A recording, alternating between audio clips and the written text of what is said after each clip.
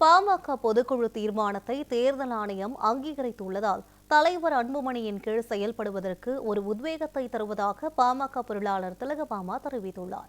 பாமக தலைவராக அன்புமணியை தேர்தல் ஆணையம் அங்கீகரித்து கடிதம் வழங்கியதை சிவகாசியில் பாமக பொருளாளர் திலகபாமா தலைமையில் அக்கட்சியினர் பட்டாசு வெடித்தும் இனிப்புகள் வழங்கியும் கொண்டாடினர்.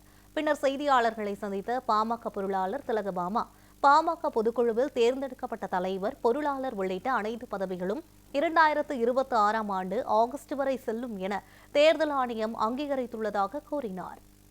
இன்றைக்கு பாட்டாளி மக்கள் கட்சியின் செய்தி தொடர்பாளர் நமக்கெல்லாம் பாட்டாளி சொந்தங்களுக்கு மகிழ்ச்சி தரக்கூடிய ஒரு செய்தியை தந்திருக்கிறார். சமீப காலமாக நடந்து வந்த குழப்பங்களுக்கு அது பதிலாக அமைந்திருக்கிறது.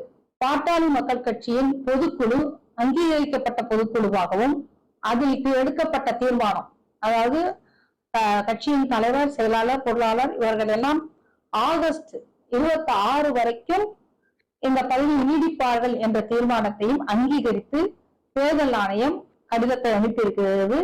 அந்த கடிதத்தை நிறைய பேர் கேட்டுட்டு இருந்தாங்க, நீங்களா சொல்லிக்கிறீங்க, நீங்களா பொதுக்குழு சொல்லிக்கிறீங்க, இதுக்கான ஆதாரம் என்னன்னு அந்த ஆதாரமாக இன்றைக்கு செய்தி தொடர்பாளர் அதை கொடுத்திருக்கிறார். அதை பாட்டாளி சொந்தங்கள் எல்லாம் மகிழ்ச்சியோட வரவேற்று எல்லா பக்கத்திலும் பட்டாசு வெடித்தும் இனிப்புகள் வழங்கியும் கொண்டாடி கொண்டிருக்கிறோம்.